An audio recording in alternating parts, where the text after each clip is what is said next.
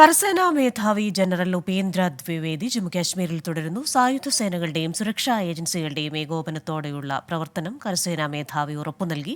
സമാധാനവും സുസ്ഥിരതയും നിലനിർത്താൻ ഉന്നതതല സുരക്ഷാ അവലോകന യോഗത്തിൽ തീരുമാനമായി. വിവരങ്ങളുമായി ഡൽഹിയിൽ നിന്ന് ബൽറാം നെടുങ്ങാടിയാണ് ചേരുന്നത്. ബൽറാം, ഒരു ഇടവേളയ്ക്ക് ശേഷം ജമ്മുകാശ്മീരിൽ ഈ ഒരു സമാധാനത്തിന് വെല്ലുവിളി ഉയർത്തുന്ന പ്രശ്നങ്ങളും ആക്രമണങ്ങളും ഒക്കെ ഉണ്ടാകുന്നു. അതുകൊണ്ട് തന്നെ നടന്ന ഉന്നതതല സുരക്ഷാ അവലോകന യോഗത്തിലെ തീരുമാനങ്ങൾ എന്തൊക്കെയാണ്? ഇന്ന് കരസേനാ മേധാവി സന്ദർശിക്കുകയുമാണല്ലോ ആ മേഖലകൾ. ക്രിസ്റ്റീന, ജമ്മു കശ്മീരിൽ ഒരാഴ്ചയായി അതീവ രൂക്ഷമായ സാഹചര്യമാണ് നിലനിൽക്കുന്നത്. മൂന്നിടങ്ങളിൽ ഭീകരവാദികൾക്ക് വേണ്ടിയുള്ള തെരച്ചിലും ഇടയ്ക്കിടെ ഏറ്റുമുട്ടലും ഉണ്ടാകുന്ന സാഹചര്യമുണ്ട്.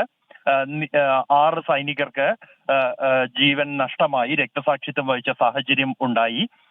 ഈ ഒരു പശ്ചാത്തലത്തിലാണ് കരസേനാ മേധാവിയുടെ ജമ്മു കശ്മീർ സന്ദർശനം. അദ്ദേഹം ഈ മേഖലയിൽ സന്ദർശനം നടത്തി, സുരക്ഷാ അവലോകനം നടത്തി. ഇന്നലെ ചേർന്ന ഉന്നതതല യോഗത്തിൽ പ്രധാനമായും ലഫ്റ്റനന്റ് ഗവർണർ മനോജ് സിൻഹയുടെ അധ്യക്ഷതയിലാണ് ഈ യോഗം ചേർന്നത്. ഈ യോഗത്തിൽ കരസേനയുടെ ഉന്നത മേധാവികൾക്കൊപ്പം തന്നെ ജമ്മു കശ്മീരിൽ പ്രവർത്തിക്കുന്ന മറ്റ് ഏജൻസികൾ, സുരക്ഷാ സേനകൾ, BSF അടക്കമുള്ള മറ്റ് ഏജൻസികളുടെ ഉന്നത ഉദ്യോഗസ്ഥരും പങ്കെടുത്തിട്ടുണ്ട്.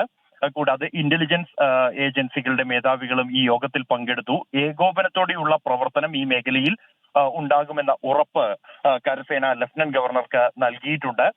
കൂടാതെ നിലവിൽ ഈ പ്രദേശങ്ങളിലുള്ള സുരക്ഷാ ക്രമീകരണങ്ങൾ അത് കൂടുതൽ ശക്തിപ്പെടുത്തേണ്ടതുണ്ടോ, ഇന്റലിജൻസ് സംവിധാനം കൂടുതൽ കാര്യക്ഷമമാക്കേണ്ടതുണ്ടോ എന്നതടക്കമുള്ള കാര്യങ്ങൾ സംബന്ധിച്ചുള്ള പരിശോധനയാണ് കരസേനാ മേധാവി ജനറൽ ഉപേന്ദ്ര ദ്വിവേദി നടത്തിയത്.